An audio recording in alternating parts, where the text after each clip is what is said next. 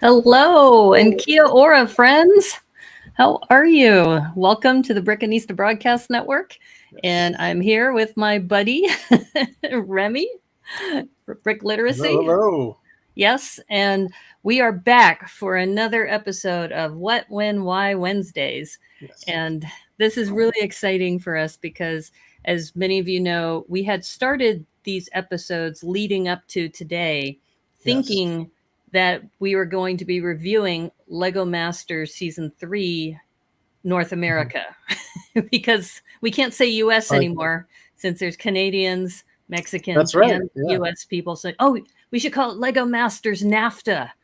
We can call Well, that may be something different. Not sure what North the America works. regulations are on moving bricks between borders, but that's okay. Moving We bricks can't get into that through. now. But Yeah, I hadn't thought uh, about that. That's true. but And yeah, you all in the hello, chat. Debo. Yeah, y'all are excited too. You just don't know it yet, so we'll get you there. Right. And welcome for those of you who are new to the Brickanista Broadcast Network. You probably noticed that I put in my little tag here, Brick Kahunista. And that's because one of my special guests will explain that my nickname in New Zealand is Kahu, which is short for Kahurangi. Kahurangi. Hopefully I said that right. So we'll talk a little bit about New Zealand culture, which is something that Mhm. I think is going to bring value to this stream, in addition to the value that we're going to bring with the review of the show. So, welcome Yeah. everybody. And we have two special guests today. And one of them is from Las Vegas, who I know through Sort Lug. So, please help me welcome Lorren Loveless, also known as Chief Brick Geek. Hey, Lorren, how's it Hello, going? going well. Good to have you here.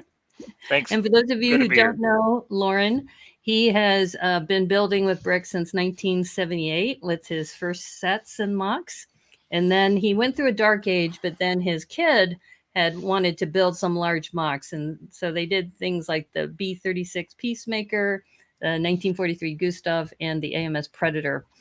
And he has been working on a special project of a microscale Las Vegas strip in its current form. So he's been working on a lot of microscale, which is another reason why I think it's been really fun to have him on the show. So we'll have him show his model towards the end. But he's going to be helping Remy and I go through evaluation of all the episodes, and Yes. or well, at least today's episode. You shouldn't say all the episodes, but you're always welcome to come back. But we asked Be him more to than happy help to. us kick off this episode because Mhm. he's the one who helped us find the episode so we could do a really good evaluation. And my very, very special guest, too, I'm so pleased he was able to make it today all the way from New Zealand. We have my cuzzy, Kingi Biddle. Hi, Kingi. Kingi. Kia Hey, ora. kia ora, cuzzy. Kia ora. My cuzzy. And he is going to give us a little bit of background about how he and I got to know each other through a group called Toastmasters International. And in fact, Kingy is really famous in the Toastmasters world because he is the 2013 Toastmasters International World Champion of Public Speaking runner up.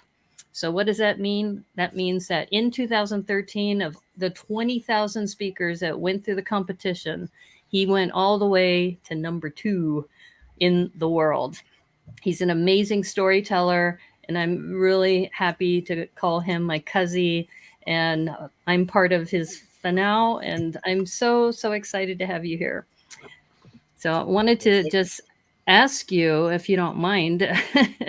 I mentioned that my name is Kahurangi and Brick Kahunista.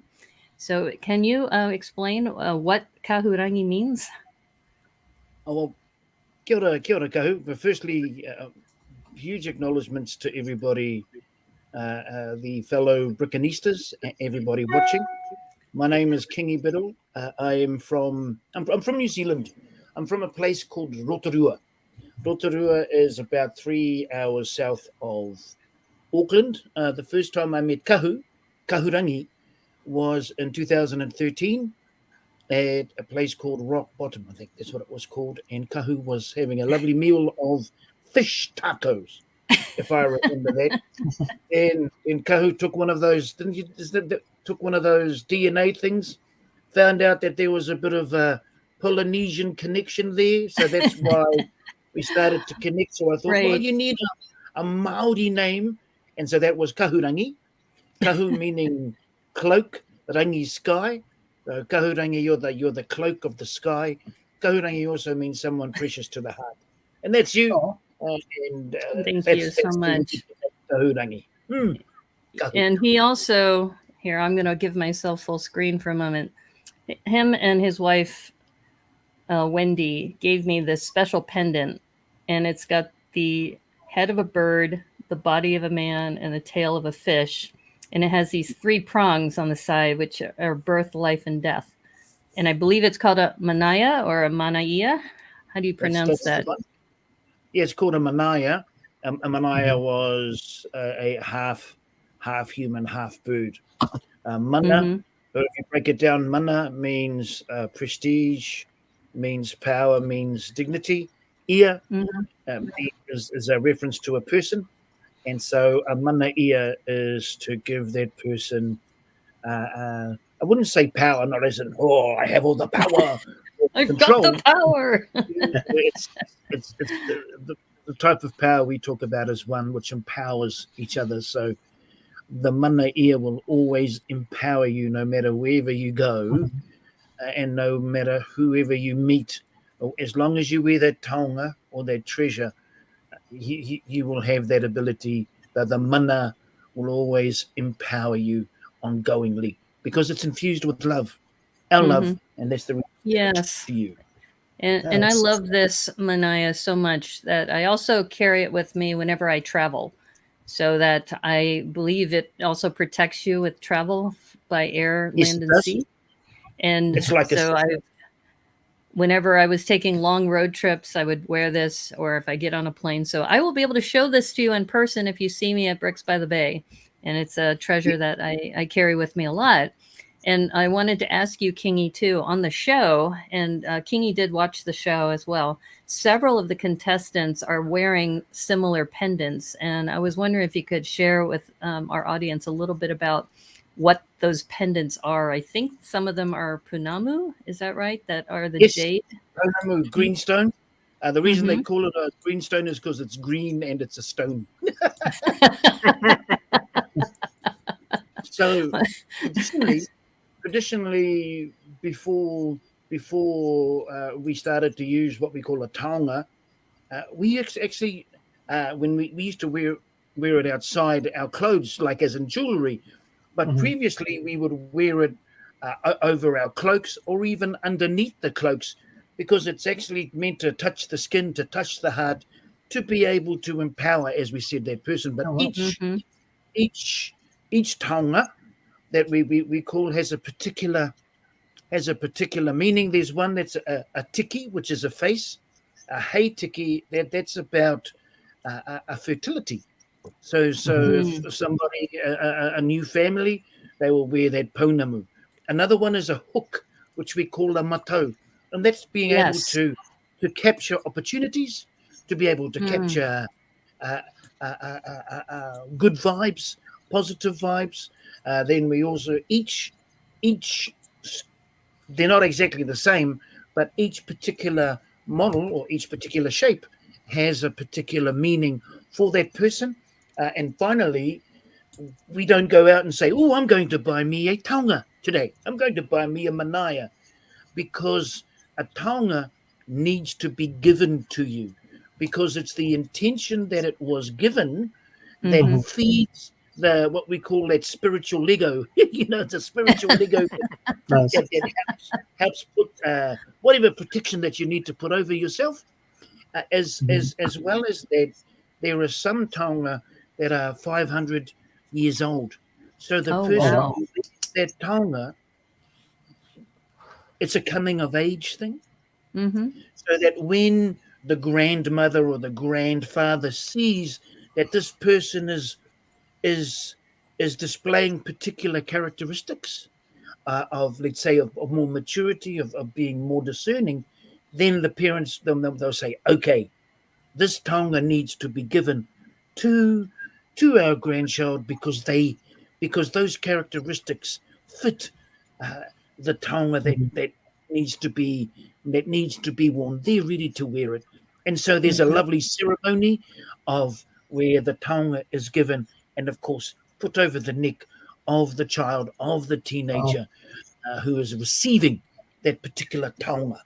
Taonga means a precious gift, something that is loved, and you are like a taonga to us there, Kahu. I know. I am so grateful for that too. And also, Snowlena wanted to mention that I absolutely love the Maori culture. It's so beautiful with such history, and a lot of people in the chat are saying hello. So hello, Brick Jedi, Debo, Zach Martinez, everybody who's in the chat right now. Thank you so much for hanging out with us, Brick Jedi too. Yeah, and so when Kingi was mentioning earlier about the swab, the DNA test in 2014. So I met him in 2013. And then in 2014, in August, I took a DNA test and it said I was 5% Polynesian. And then I gave a speech at the end of 2014 when I was in New Zealand. And Connie Hassan, who was the master of ceremonies at the time, she said, well, we're claiming her as Maori in front of everybody. And then Kingi said, yeah, I wanted to present this to you. And I feel that I am very much connected with New Zealand.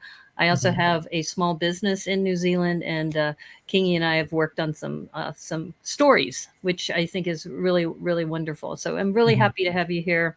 And I'm guessing that the taonga that people are wearing on the show. So if you see the contestants wearing this, it likely, or it should have been a gift from somebody who wanted to present that to them, and it gives them power or give them energy to get through this challenge, which I think is wonderful. Several of the contestants were wearing that.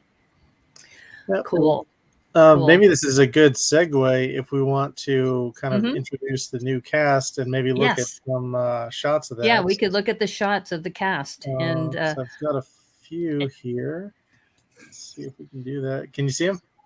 Yes. Yep. Okay, so yeah, Amy looks like she's wearing something. Is that? That's greenstone. Yes. That's Punamu. Yep. That's greenstone. That's a Punamu greenstone. Okay. So yeah.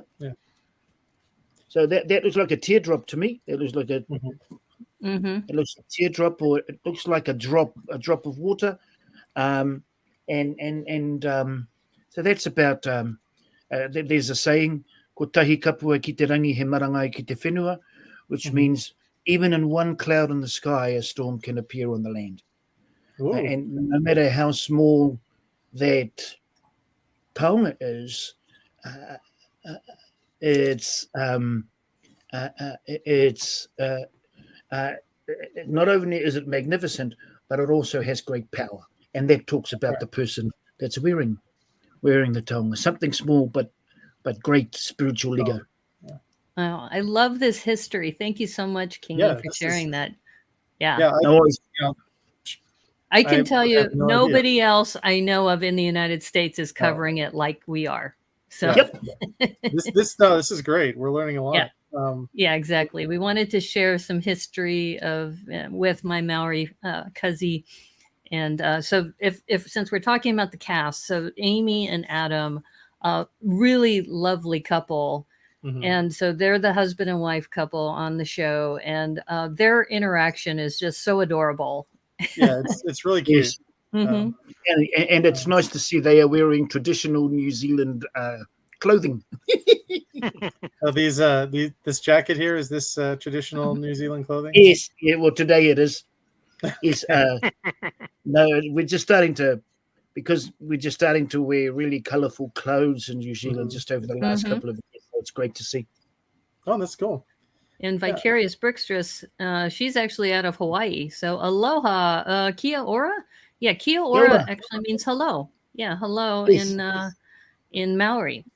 And this, if you look at one of the websites, they also talk about his shirt has flamingos on it, which I think is supposed to have some significance to him. That I think at some convention or something he was wearing that. But these Part of a two are family now. so adorable Yeah. when you watch them build together. They really are. Mm-hmm. Yeah. Okay. So let's. Up next, we have Andrew and Georgie, and they are father and daughter. Yes, and they're also from the South Island. Another thing about New Zealand is that it's 3 islands: the North Island, the South Island, and then there's the far bottom island. I can't remember the name of the 3rd island all the way in the south. Stewart Island, which we call Stewart Island. So when they put the description, they just said South Island for these two, but that's a huge island. That could be so many places. Yeah. And this is one of their builds that they highlighted on the first episode. This is, I guess, they built this during the pandemic. It's a very cute COVID-19. Yeah. And let's see what else. This is all her books. I'm a sucker for a good librarian. Is a typical precocious teenager. Yeah. So in the show, it's fun to watch her too. Sorry. Next is Emily and Liam. Yes. And it looks like Liam is also wearing one. There we go. There's a better shot. There's a good shot of it. Okay, let's have a look. Let's bring on the glasses of awesomeness. Yeah. Are you able to zoom in at all? It's okay. Oh, there we go. I'm fine. That's what we call a toki. Toki. A toki. That was an adze. It's an adze that our ancestors would use to not to carve, but to chop down trees, to really, like when we were making our waka, our canoe, to really get the major parts of the tree out.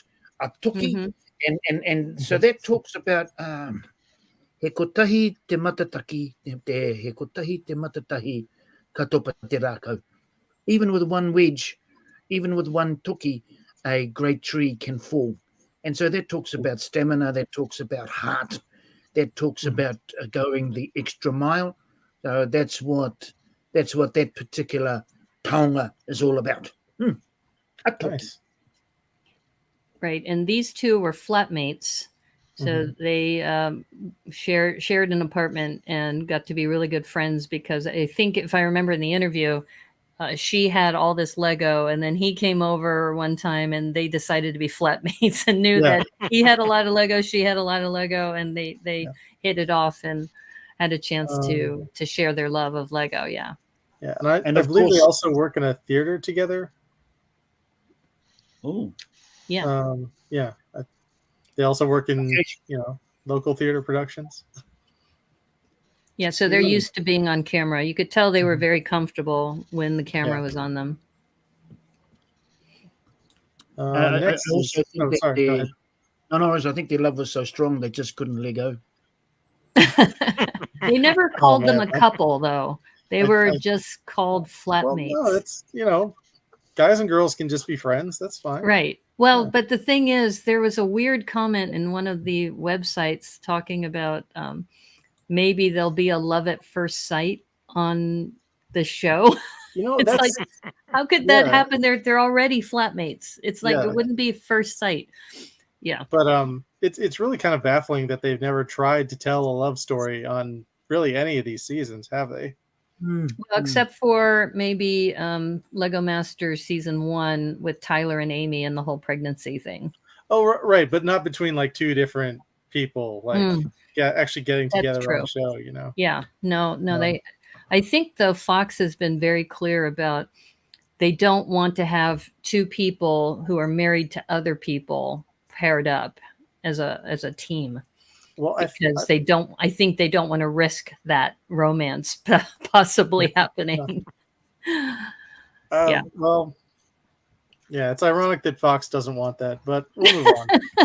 All right, so here's Emily and Sarah, and they are two people that are married to two other people. They are moms. They're friends, right? Yes. They're friends, and they are moms. You're right.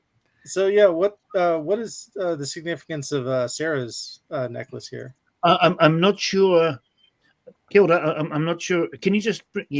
That's not really a taonga. I think Okay. that's an awesome piece of jewelry, though. Yeah, but it looks like it has a little bit of punamu on it because she's Something. wearing green. So Yeah. she's wearing a punamu color, and then that little stone to me looks like it could be a little green stone, possibly. Yeah, could Yeah. be, yeah. Okay. But it's definitely not a taonga. But yeah, as Mhm. I said, a really nice piece of jewelry. Really Yeah. suits her, I think. All right. And they featured Emily and Sarah more in the first episode, so we get to see a few more of their builds. This is like a puffer fish and a palette here. And then this dress that she made out of Yes. Lego, which is just spectacular. I'm sorry, I don't have It's awesome. very good image quality here, but there's a closer shot, and you can see how she kind of stacked the Lego on this sort of fabric here. But So sorry. there's a couple of comments in the chat I wanted to highlight. So Snowlena's mentioned that we've had people married to each other, coupled up as a team in Australia Lego Masters. Oh, okay. And the reason why I mentioned that comment is that's a firsthand comment from a friend of mine who had interviewed with another partner, and they said, no, we can't have you go forward because you're married to 2 other people. So she had to find another partner. Wow. Yeah. And then Debo says, I thought Caleb and Mark made a compelling love story in Lego Masters yeah. Season 2. They tried, but I don't think they're brave enough to tell that story yet. So That's funny. So Snowlena mentions it was Ryan and Gabby in Australia Season 3 and Andrew and Crystal in Season 4. Oh, okay. Good to know. I haven't seen Season 4 yet. I need to see it. But okay. And then finally we have Glenn and Jake. Oh, no, we have one more team after this, too. One more team. Jono and Dan, yeah. Oh, right, Jono and Dan. Okay, well, this is Glenn and Jake, and they're just friends, and this is them at their very best here. They're getting ready to destroy something, which we see from the series that seems to be prevalent in all the Lego Masters as far as having to destroy things. Yeah. So yeah, apologies to Glenn and Jake, but this still shot was just too funny. I had to include it. Okay, and then finally we do have Jono and Dan, and it looks like Jono is wearing. Yes, Jono is wearing one the whole time, and his might even be a Manaya too. No, I'm familiar. I actually don't know the meaning of this particular taonga, but I wonder. Of course, it talks about where 2 become 1, but not really in a romantic space. Is that we are all connected? Yeah, it looks like it's it's like an infinity symbol. Yeah, it is. It is very much a taonga type thing, and so we're really big on eternity because there's a conversation which goes.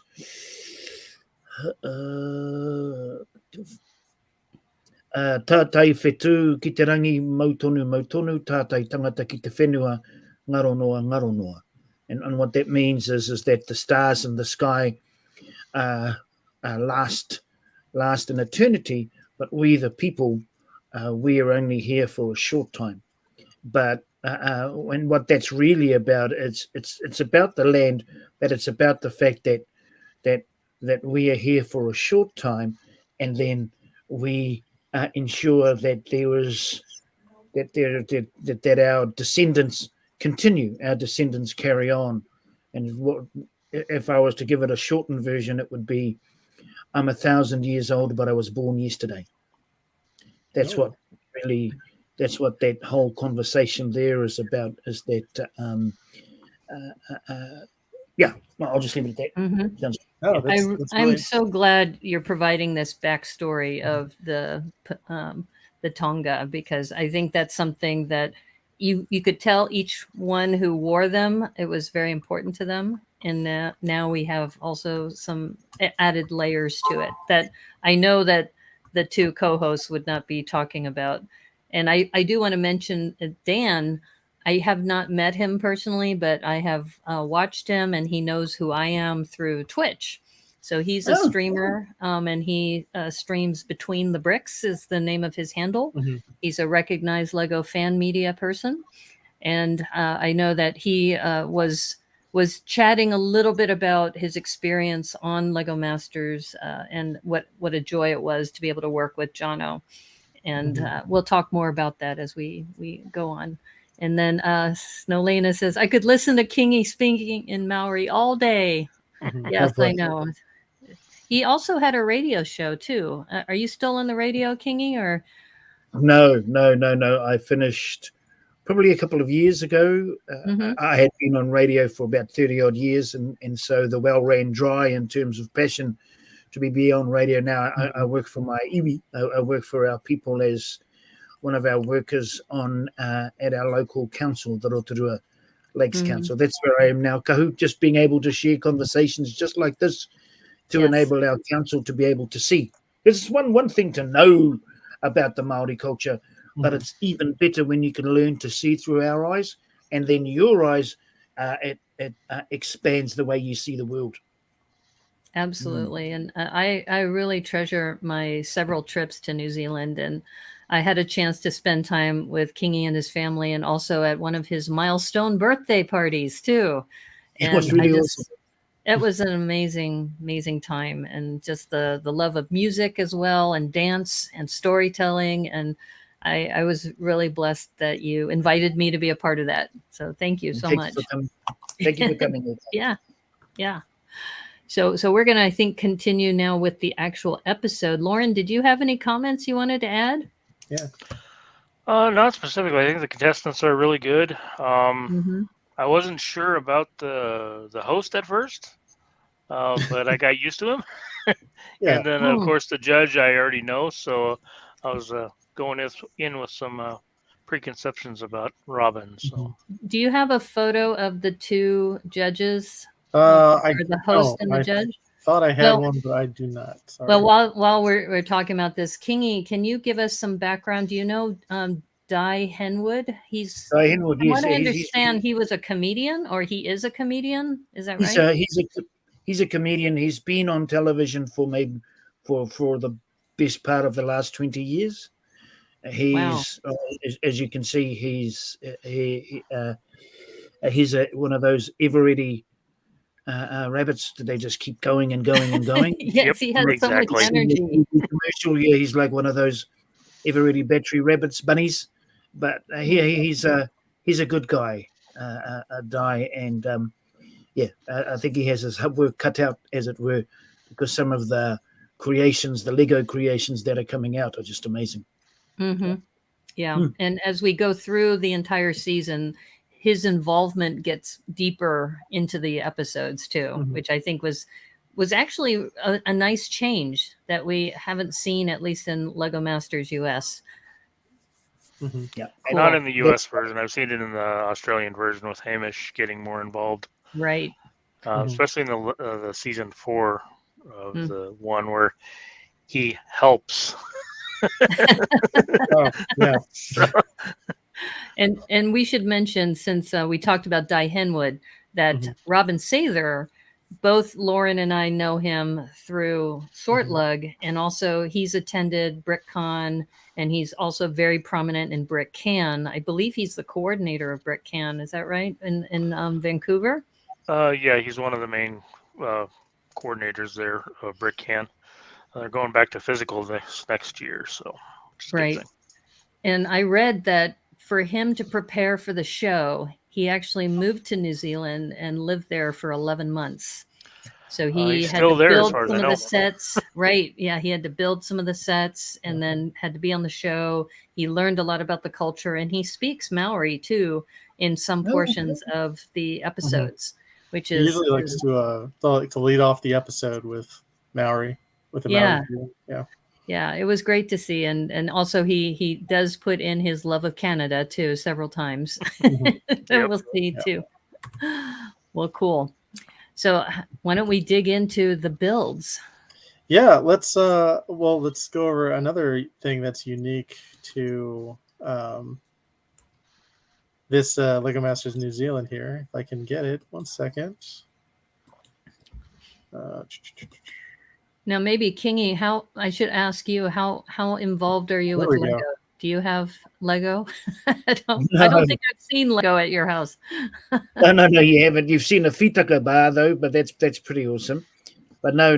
We, as a young boy, I still have some Lego marks on my foot. But as my dad had Lego marks on his back as he slipped. But apart from that, I'm proud to say though that in 1992, 30 years ago, in Expo 92 in Seville, they had a mini Legoland, so I went to spend some time there. Oh, nice. Nice. Yeah, he was. So yeah, something unique to the New Zealand version is the power brick, and the power brick was brought out on this little Fiat because one of the prizes, the grand prize, includes a Fiat for each contestant. Yes. And this little Fiat really reminded me of if you watch rugby, there's a little robot that comes out before the match and delivers the ball and wheels itself away. So it really reminded me of that. I thought it was adorable.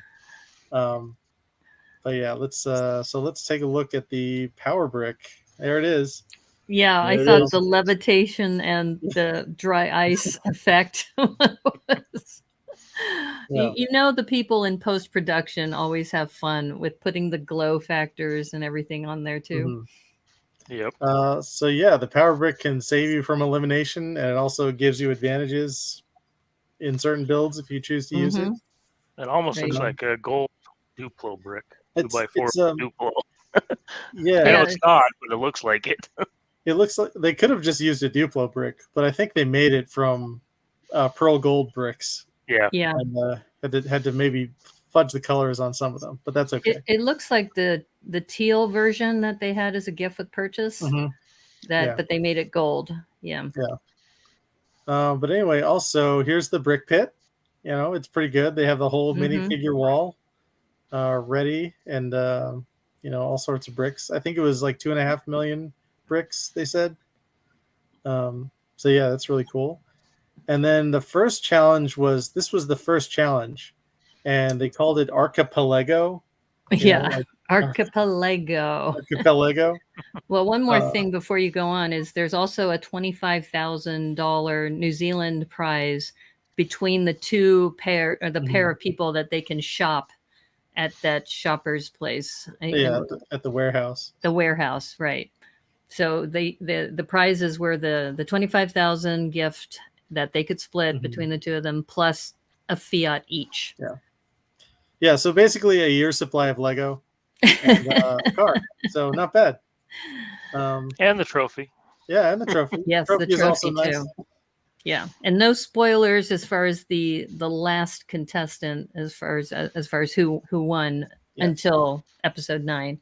But we're gonna go through this, and then we will reveal who won this episode. So if you haven't watched it yet and you don't want to know who won, then I think Remy, you'll cue people that this is the time that we won't say who won, right? Yeah, we'll talk about these buildings because I was curious about these buildings because Robin said he built this as like a love letter to New Zealand. So I was hoping that. Yeah, we'll look at it a little closer here. Here's just better lighting, I guess.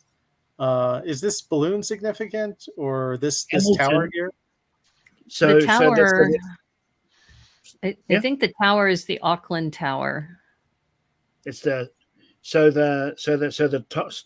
tall tower here is called Potu Te Rangi. It is what we call the Sky Tower. It's the Sky Tower in Auckland. The balloon here. That's a reference to one of our towns called Hamilton. They have balloons over Hamilton every year. That's just really, I think. Do they have what they call the Macy's parade or something like that in America? Yeah, that's yes. Different style of balloons that they have. Yes, and that's obviously it's not like because these ones carry people, but it's the different style of balloons that they have. And it's amazing. I think they've had a Harry Potter looking one, and so on and so on. Did you want to go down to the buildings at the bottom? Yes. Let's take a look at these. This is one of them is the Christ Church. Yes. What is this building here? I like these are like the toilet bowl kind of wood details, but it doesn't look like it, you know. Robin Yeah. built this. So Robin Sather built that whole thing. And I've seen this church. When I went to Christchurch, it's a very prominent church, but after the earthquake, it's under renovation and it's still not completely repaired. It's got a lot of more work to do. At least back then. It may be fixed by now, but that was No. back in 2015 or so. You're right, Kahu, and I think the thought is maybe not to actually rebuild, but they're still having a conversation about that. But No. it was lovely Mhm. just to see the cathedral, cathedral in Christchurch, how it used to look before. This, Yeah, sorry. Yeah, this what is this lighthouse here? so there are many lighthouses around New Zealand. There are ones that mark the East Cape, the most eastern point of the North Island, and the other side on the West Cape as well. And there's a more famous one, Castle Rock, in a place called Wairarapa, and that's where, and so that's the significance of the lighthouses because they're still used this day. Oh, cool. And all right, when I gave my speech, it was in Paihia, which is part of Bay of Islands, which is in the northern island, and that's where the treaty was signed. And I was trying to see if he put in the house where the treaty was signed. I don't think he did, but the other cone-shaped building is definitely the Wellington, and it's I think the House of Commons, or it's a government building. Yeah, it's our Parliament building called the Beehive. That's it. The Beehive, and it's in Wellington. Yeah. Mm-hmm. Interesting. The carrot. What's the carrot? I'm dying to know what the story is with the carrot. The carrot is because it's a carrot. There is a place in the middle of the North Island called Ohakune. And when you drive into Ohakune, you see this great big carrot. So that's what the carrot's about. It's okay. There's another place where you drive in and you see a gumboot, a great big gumboot. Another one where you see a great big soft drink. I'm not sure what you call it there. A soft drink, a fizzy drink. Same thing. Lemon and fire. So that's what they. I think it's really an homage to all those little idiosyncrasies you see when you drive into a town here in Aotearoa, New Zealand. There's also near Arrowhead in Otago. There's a really large farming area, and I saw a lot of large sculptures like that there too. I think there was like a big peach as well, and some others. Yep. What is this building here? It looks like it's red and. I think that's in Dunedin. I think that is the. I think it's a courthouse in Dunedin. I seem to remember seeing something like that down there. Okay, I tried to take as many shots as I could, but I don't think they showed the other side of this. Yeah, Dunedin is as far south as you can get on the South Island. Okay. Oh, look at the dog. Yeah, what's the story with the dog head here? Well, I don't know if there's one in Dunedin, but as you're driving between my hometown of Rotorua to Auckland, there's a little town called Tito. It's what else do they call it? Oxford. And there's a dog there. And it's actually not one of those sculptures like we saw with the carrot. You can actually go into the dog and get some sheepskin products. It's supposed to be a sheepdog. It's like a building. Okay. Oh, sheepdog. Oh, maybe it's a sheep. And no, actually, it does look like a dog. But maybe it's also an homage to all the lamb that is grown in New Zealand, and maybe the dogs. And the sheepdog, the sheepdogs. Yep, covering that. Okay, and that's all I have for the archipelago. Yeah. Any final thoughts on this? And then, of course, you've got a whole bunch of sea around as well. Yes. Which talks about the tyranny of distance that New Zealand has in terms of being a really awesome place to visit, but it takes a little while to get there. Okay. Yeah, I think he did a great job just of capturing in one sculpture some of the major landmarks of New Zealand. So he covered the North Island, the South Island. I think for me, the only thing that was missing would have been either the house where the treaty was signed or one of the long canoes that they have on display Right. also. Yeah, I think Um, that's what I was hoping for. So I didn't see that. they didn't really show the other side of this model in the show, but do you have any idea what this spire might be, or maybe this structure here? I'm Hmm. wondering. I'm wondering if that's Auckland. That looks more like the what we call the Custom House, which is along Queen Street, which is along Oh yeah. the major uh, city of Auckland, like the Okay. downtown area. Okay. That's what my take on that is. Mm-hmm. Oh, well, yeah, lots of places to see if we ever get there. But yes, I do You believe have to now. go there. Yeah, Remy, you have to go we there. saw I think like Snowlena was mentioning about yeah. how definitely wants to go back. Yeah, my friends talk about moving there all the time. So we'll see. It's hard to get a visa though. Mm-hmm. I've been able to get a 3-month working visa, but for me to move there, I think you have to have an actual job offer from an employer willing to sponsor you, or perhaps marry somebody who's from New Zealand. Yes, I marry have a somebody. few cousins if Yeah. anybody wants to do that. Yeah, they'll be fine. But yeah, this is. I think we've reached the point where if you haven't seen the episode yet, the spoilers are about to commence. Spoilers are happening so- soon.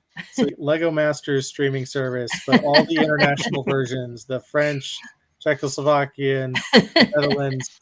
I want all that because All of all of that. those have all released in the last year or so, and Right. there's Well, there's a whole segment of the community that we just don't have access to. and before we go on, Kingi has to go back to work. So I wanted to just mention thank you so much, Cuzzy. Yes, thank And you. thank No you worries, so much Kelsey. for all the Thank you very much, background. everybody. Thank you so Really much. appreciate it. And just if anybody wants to follow Kingi, so Kingi Ora Richard Biddle on Facebook. And once again, he was the 2013, or I should say is the 2013 Toastmasters International World Champion of Public Speaking, first runner-up, second in the world.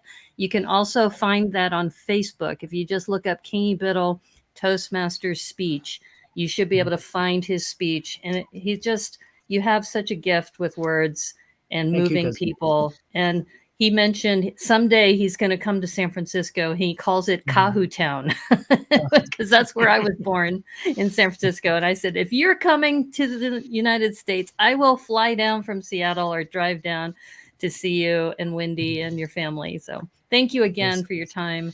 Really appreciate it. It's been Okay. awesome, Lorren and Remy. Really great meeting you both, and I really look forward to seeing the final look, Lorren, of your. Do you want to show it real quick before Kingi leaves? take a look. You want to Yeah. show your model or? Yeah, just a second. Let me see if I can. I have it on my Facebook page. Oh, It's okay. all good. I've Or- seen it.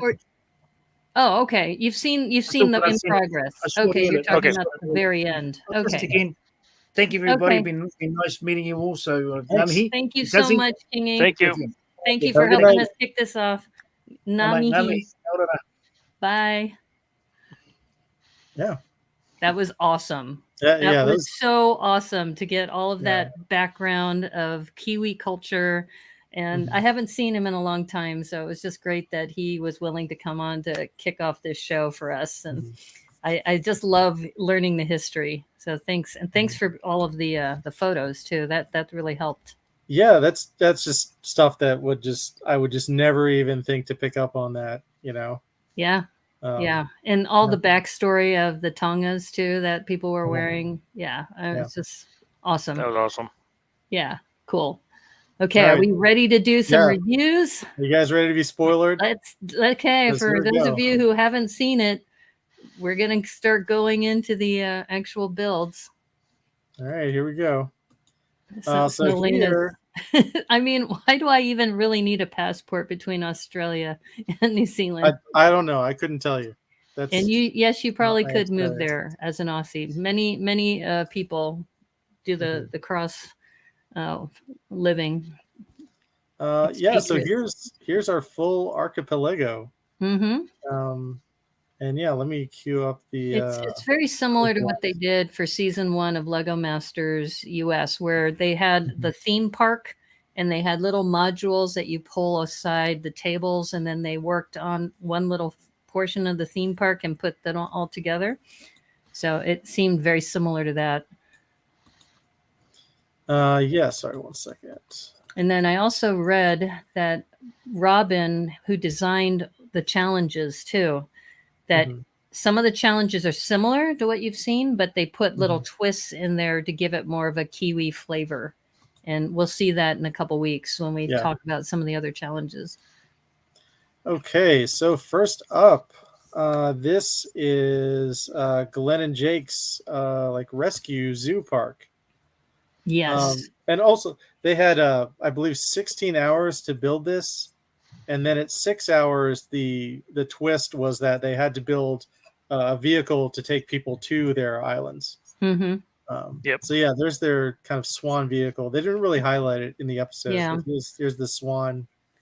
So everybody had to create a destination island. So that's why you saw at the very beginning with the wide shot that the tables had like a little outline of an island.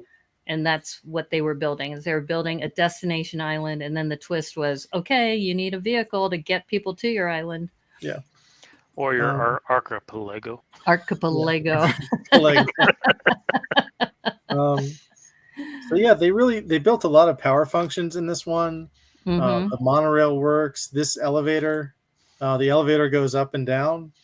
It slots in there perfectly. This team was amazing with regard to all the motorization they put in all their builds throughout the season.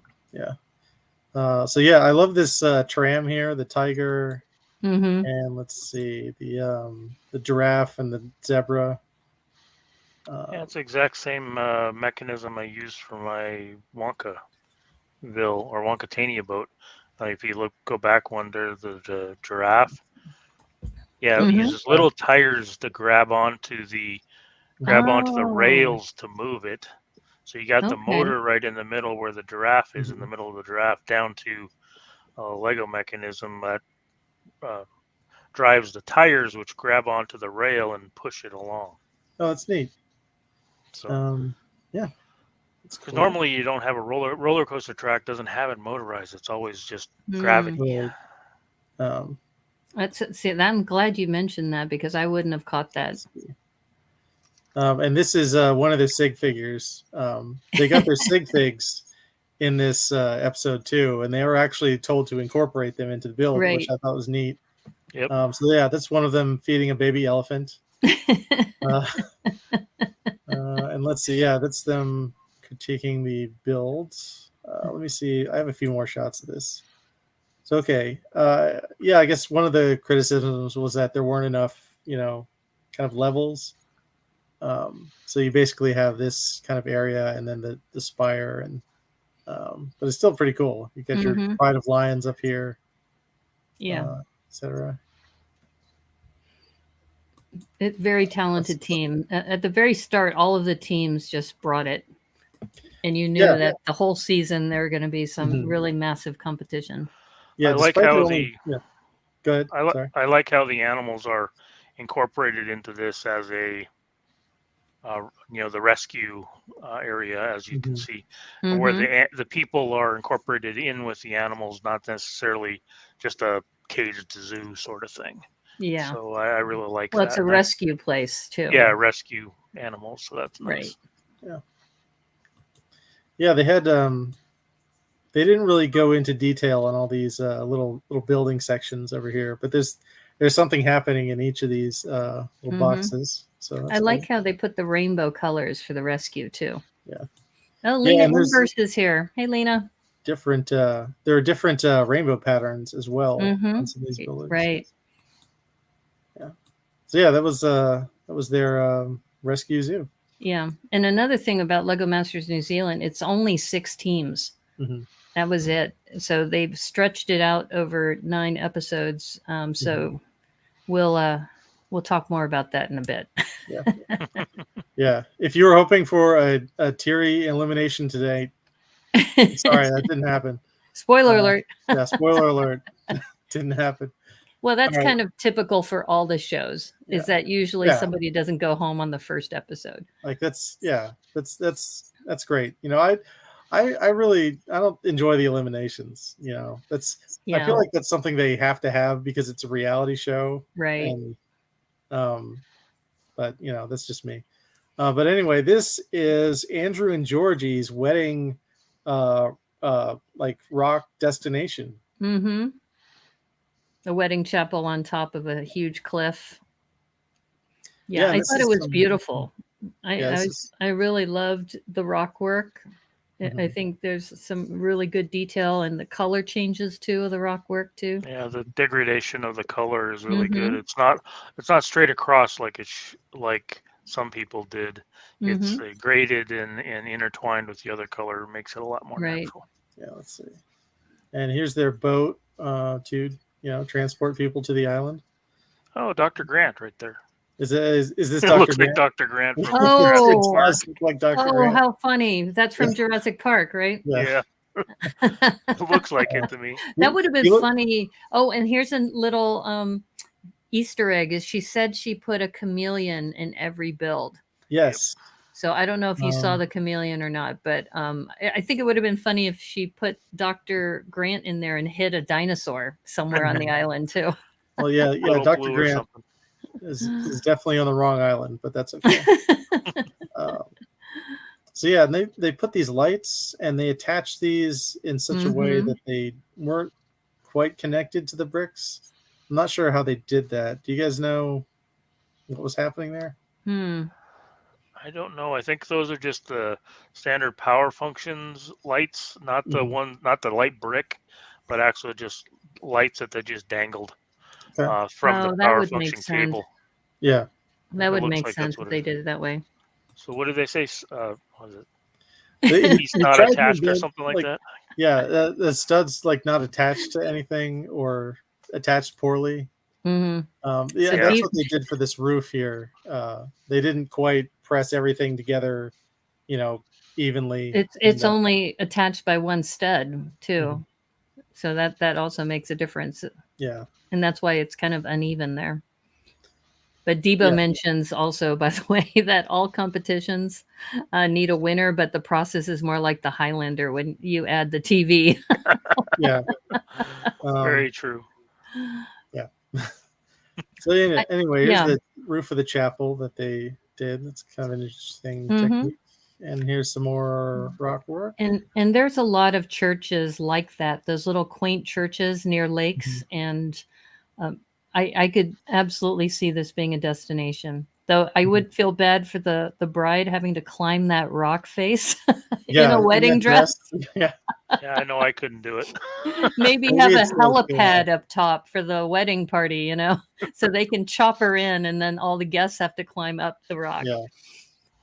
Or you can. Those are some dedicated guests. They have to boat in, and then they have to climb this rock in their dressing, their tuxedos and whatnot. Yeah, that's why some people are taking the easy way up, to avoid the foot traffic. This path doesn't look safe, but here it is. This was like definitely a wow build. Yeah, I think they were so cute too, and you can see the banter too between father and daughter.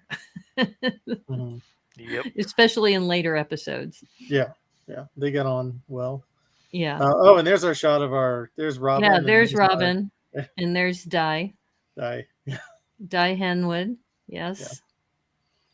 Yeah. Okay, so that is Yep, that's the chapel. And there's the 2 lovebirds, and that's all from this build. All right, next we have Club Croc. And this was Amy and Adams, I believe. Yeah. I love the sign. The sign was just really well done, and also, I think the mechanism of the crocodile. Yeah, this was so much fun. This was probably like my second favorite build. I To loved see the the waterfall. lighting on the waterfall. That's something I want to adopt in a future build. And I think Amy did all of that, if I remember right. The waterfall. You kind of see it. Yeah. And then you can't really see it in this photo, but the motorization of the crocodile opening and closing too. And then here's their transport vessel that is powered by crocs. Powered by crocodiles. Yeah. That was cute. Yeah. Croc power. And I guess these are like, I'm not sure what these are. Like baby crocs? Baby crocs, I maybe? think they're baby ones, yeah. I do love those cylindrical huts. Yeah, the that huts were built. Those are really cool. Very much like the Lego Treehouse version. Yeah. It reminded me also of very cool. the Hagrid's hut too. Kind of except this one has the leaves on the roof instead of the brown.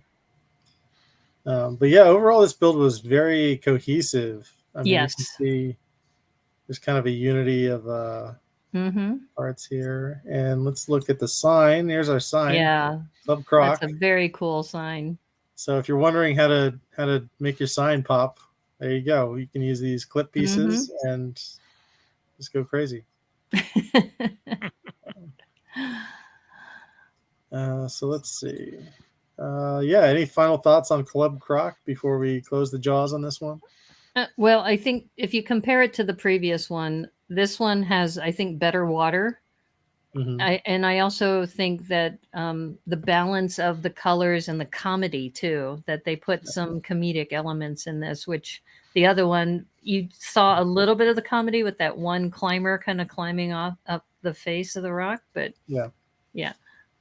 Oh, hey Joel, how's it going? Cohesive is such a Project Runway adjective. Yeah. You can tell I unapologetically love Project Runway. So. Welcome to the stream, Joel. This will not be the last time you hear that word. Yeah. And okay, here it is. Here it is from a distance. Mm-hmm. Looks like a Muppet. Yeah, it does look like a Muppet. Yeah. All right. So next we have, let's see. This is Dan and Jono's Kiwiana theme park. Yes, I loved this one. Mm-hmm. And this one too kind of goes back to what we were saying earlier about just the elements of Kiwiana with when we were talking about the Tonga, but also we didn't talk about the koru, which is the silver fern, which is a very big symbol in New Zealand. But, you know, they have really amazing mountain ranges. They have the water, of course. They have amazing animals. It's really, really cool. Yeah, Kiwi Land. Kiwi Land. Their sign spun, you know, and that was fun. Yeah. And this is a waka, right? One of the boats. Yeah, it's what did you call it? A waka? Sorry, what was the term for the boat? I already. Well, this one is the rocking boat that goes back and forth. Right, but I think they intended it to be the traditional boat. Yeah, this is where Kingi would have come in handy. Yeah, man. Well, this goes back to the canoe I was talking about earlier. Yeah. The long there were long ships, very similar to what the Vikings had. They had long ships when they traveled. So that might be what you're referring to. Yeah, I think that's what they were going for. Let me see if I can look it up in the meantime. That's okay. And they also had this this was their vessel, this what was this creature called again? I know it wasn't a bee. It was, they used some other term. I should have written it down. I don't remember. Well, in the later episode, they talked about the weta. And I don't know if this is a larger weta, but the weta is something that also the Lord of the Rings studio, there's a weta studio in Wellington. And the two of them are from Wellington. But I think the other thing, Wellington has this very large park called Zealandia. So I think they also kind of borrowed some of the Zealandia format for this this inspiration. But it's not a theme park. Zealandia is like a nature preserve, but it's in Wellington too. Okay, well, this was adorable. So yeah, it was adorable. And yeah, you have kind of a lot going on here. Let me find. Yeah, in Zealandia, they have a lot of these observation decks as well, similar to that. Let's see, Kiwi Land, and then we have our sheep here. Yes, there they are. There are a lot of sheep in New Zealand. And here's another good integration of the sig fig. There's I believe it's Jono's sig fig. Yeah, Jono always wore the hat, and he has the Punamu Tonga that he's wearing, and yeah, because they could not get the roller coaster to work, unfortunately. So he's pushing the carts of the roller coaster. That was how they made up for that, which reminded me of Boone Langston and Mark Cruikshank in Lego Master Season 1 US, where they worked on a roller coaster for Timberland and they couldn't get it to work either. Well, like they got it working, but like they bumped something, and then when it came time for the judging on the way back up, the elevator stuck. Yeah, so that was unfortunate. But they couldn't get this to run at all, which was sad. Yeah, this was unfortunate. I like the use of the dots on the side of those the dots tiles. Yeah, the dots tiles. Those are really cool tiles. Yeah, we have several of them, and I really like those. Yeah. Right, and the clouds. Oh, okay. I guess that's it for Kiwi Island. Kiwi Land. Yeah. Any final thoughts on Kiwi Land? It's definitely a stressful build for the two contestants, specifically. Yeah. Jono. Well, also Dan too, because he's been under a lot of stress, and we won't give away any spoilers, but they bring him a nice gift. Yeah, they sort that out. That was they wonderful. bring him a nice gift so he can continue with the competition. But I seem to remember he was pacing in this episode. Yeah. So awesome. All right, so now here's Dino Land, and this is Emily and Liam's, I believe. Yes. I loved their builds. Very creative, and they really went over the top with a lot of their builds, and and of course I love Jurassic Park, so Dino Land. So we've got a dino on here, and this spun around like it went in sections. Yep. Spun 90 degrees, waited, spun 90 degrees, waited, spun 90 degrees. So that was really awesome mechanism. Yeah. And let's see, this was their vehicle. These are jet ski Triceratops. Yeah. But these were a lot of fun. 3 cheers for Dots, because it's Dots. You have to use Morse code. Yeah. So here's the main area, and I guess there's like a lot going on here. There's this dinosaur that I think Liam built this dinosaur, and then they kind of hit it in the back, and I was disappointed in that because I think it was a good dinosaur. Yeah, it's hidden behind everything else, and this kind of goes back to, I know saying cohesive is a little overdone, but I mean, if it's a dino park, you want the dinosaurs to be spotlighted, right? And I think sometimes, even though they keep saying you got to have minifigs because the minifigs tell a story, but sometimes you can have too much. And I kind of felt that this was a little cluttered in that regard. But it looks more like Jurassic World instead of Jurassic Park. Yeah. There's if something you get my meaning over here. Yeah. Burn. But there's something happening over here, and then I think they're feeding the Brontosaurus. Feeding it? Okay. Yeah, feeding them like they did in, was it Jurassic Park 1, where they fed the Brontosaurus? Right. Up in the tree. Whatever that creature was. Okay, and then that's one of the early ones too, Yeah, then this minifigure is just courting disassembly here by hanging onto the table. But that's okay. Yeah, and then we have vendor selling. Okay, I guess those are ice creams. Yeah. Yeah, this is why I was saying is almost a little too cluttered in some aspects of this build. Yeah. We weren't sure also like what this building was, so that's okay. But yeah, these guys are also feeding these triceratopses, and let's see what else is going on. Yeah, not sure what's happening in this building. People just kind of right. Plus the color palette, that use of the azure maybe was a little too bright. Because if it's a dinosaur park, I don't know. I was a little surprised by the choice of the colors.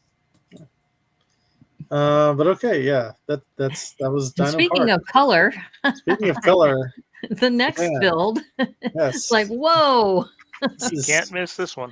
You can't miss this. Sarah and Emily's Duck Park, Duck Island, rubber ducky island. And this is a tough shape. Yes. This is their something sculpting is amazing in this whole series. This is something I've been wondering, because I don't see a lot of people use these kind of curved slopes to sculpt things, but I guess they are available in the brick pit. So, but yeah, let's take a look at Duck Island. Here's our duck. Yes, it's very surprised. The expressions on the face are just precious. Yeah. And these are their sig figs right here, just kind of basking in the sun. And let's see what else is fun in here. Okay, you can kind of see it from a distance. These are also fireworks, which I wasn't sure what these were at first, but that's cool. They're like really big fireworks. So great. That's good. Well, and I think that was something different too, because if you go to any of the major theme parks, usually at night there's some sort of fireworks show, and they decided to include that in this. But I think the whole premise of Duck Island was just kind of weird. It was the weirdest thing. I thought but it also reminded me. I thought this was supposed to be a movable attraction, where the island doesn't stay on the island. It actually the island moves? Like the island like actually, it's supposed to be a moving attraction. A moving island? Oh. Yeah. Could be. Interesting. Yeah. At least that's what I thought when I remember watching the well, do you remember earlier today that was on Lego Masters Season 1 where they wanted to create the duck amusement park? Yeah. Yeah, and that's why I was thinking, what is it about ducks that everybody wants to build ducks? I don't get rubber duckies. Little rubber duckies. Yeah. Everybody loves them. I mean, they did an amazing job on the main island piece. Yeah. And then they have little references to little ducks too. Yeah, let's find some little ducks. There's fireworks. Everyone's got ice cream, of course, in these theme parks. It's a tire swing. And the sharks. The sharks. And there's a crocodile in here. And this is also, like building a giant donut. Yes. You build the outside, and then they thought, you know what, we're going to build the inside too. And this was like it was a really ambitious choice. Yeah. It was so ambitious, and they really did such a great job on the sculpting. And in later episodes, some of their sculpting is so impressive. See, you can kind of see their duck vehicle here. They didn't the duck vehicles bringing people to the island. All in a chain there, one right after another. Yeah. But yeah, here's a better view of the croc and this guy on a tire swing. So that's fun. Let's see. Don't feed the animals. Oh, and I guess that's all I have of Duck Island. And I believe that's the last of our builds. I think that completes the archipelago of all of the islands. Archipelago challenge. Right. Wait, let me see. And somebody was asking earlier, I think it was Zach Martinez, about the power brick. So this power brick had special advantages along with immunity, this version versus the US versions where it was just immunity. Yeah, you'll see in later episodes, but you would still have to use the power brick, but you would get some kind of advantage. Special privileges, yeah. But yeah, here's a better view of that crane, etc. And here is a view of all the builds. All together. Just kind of another view of them. Yeah. Okay. So there's lights in the church. I didn't notice that before. That's kind of neat. Yeah. But yeah. And so the winners of the Power Brick this time. Anyone want to guess in the chat? Does anybody want to guess? Well, we'll say that the top two were Glenn and Jake's Rescue Zoo and Sarah and Emily's Duck. Those are the top two. I think the chat just wants us to tell them. Oh, okay. The only thing that I would say about the rubber duck is that it doesn't have any movement. That is true. And whereas the other one did have movement, and that was my only okay, so we have a vote concern for the in the builds, but from Debo. Let's see. And so drum roll. There we go. Sarah and Emily. Sarah and Emily. Their Sarah duck and won Emily. the Power Brick. So yeah, big congrats. Definitely well earned. I think the technical piece of the donut shaped build is pretty much what put them over, as opposed to the movement of just the roller coaster. That's true. So, and it also was a very distinctive build because everybody else did buildings, whereas they decided to do something completely out of the box, which was great. Exactly. To see. I was, my second choice would have been Croc Island, but I also still would have chosen the duck over that because both of those are really cool. So I think if they would have got the roller coaster working, I think that would have probably been one of the top two as well. That's true. That's true. Yeah. Well, we hope everybody enjoyed this show. This is something we're going to do every week following the New Zealand Lego Masters. And I wanted to thank you again, Chief Brick Geek. You can follow Chief Brick Geek on Instagram and Facebook. It was great having you on the show, Lorren, and I really appreciate. I've only had a chance to interact with you a little bit on Sword Leg, and I know this was kind of a last-minute request, and you were available, and you said, "Yeah, I'll do it." So thank you. Thanks so much. Sorry, I was a little quiet, but hey, it's it's the best okay. time guest available. Well, no, we appreciate you coming on and breaking it down with us. Sounds good. And of course, you can follow Brick Literacy on Instagram. So Remy and I'm Brickanista, of course. And a couple announcements. I wanted to make sure everybody knew this. # weekend brick limit until June 30th, 2022. So upcoming this weekend, it'll be the 11th and the 12th. So, and our theme is Castle this month. So if you want to participate, # weekend brick limit. We'd love to see those. And if you're going to Bricks by the Bay, we are doing the Mega Micropolis Metropolis Multiverse at Bricks by the Bay, which is Micropolis modules. So, Lorren, since you are doing Micropolis, if you wanted to send, if you're not going to Bricks by the Bay, send me a note and we'll give you an address you can send it to. And then you could be part of the Mega Micropolis Metropolis Multiverse. And the reason why we're calling it a multiverse is it doesn't have to be just buildings. You can do something innovative as long as it's microscale and on a 16 by 16 that fits in the Micropolis standard. So you can be inventive. We're going to put it all together. We're going to see what it looks like. And I've made custom 1x8 bricks that have Mega Micropolis Metropolis Multiverse on them. And if you enjoyed this, please like and subscribe to the stream. It doesn't cost you anything. Please like and subscribe. And really appreciate everybody hanging out at the Brickanista Broadcast Network. And if you want to send any notes to me or any fan mail, you can send it to the Brickanista Broadcast Network, P.O. Box 31956, Seattle, Washington. Thank you, everybody who was attending in the chat. Debo, Zach Martinez, Have Studs Will Travel, Lena Inverse, Snowlena, did I catch everybody? Victorious Brickstress, of course. Let's see. Everybody who's been hanging out with us and keeping us company while we went through this review. We hope you enjoyed it. And if you're watching this later, we hope you enjoy it. We'll do this every Wednesday. So this is the What, When, Why Wednesdays show. And next week we'll cover episode 2 of Lego Masters New Zealand. It's it's a really great season of Lego Masters. That's all. It really is. Yeah. It is. So- And I know a lot of people have been talking about, well, it's not as good as Australia. Well, it's different. And it's good too. No. Also, those people are just wrong.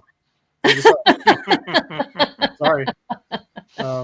It's a really good season, and we'll walk you through it. But yeah, and it's also fun to watch because Robin Sather is somebody that Lorren and I both know through Sortlug. I also have been following Dan on Between the Bricks for Twitch, so it's just nice to see people that you want to cheer for, right? That you want to do well. So I wanted to just thank everybody. Thank you again, both Remy and Lorren, for being a part of this. And I hope we get to see everybody again who's in the chat at another time. So as they say on the Brickanista Broadcast Network, thank you, and may the clutch be with you. Bye, everybody. Bye. See ya. See ya.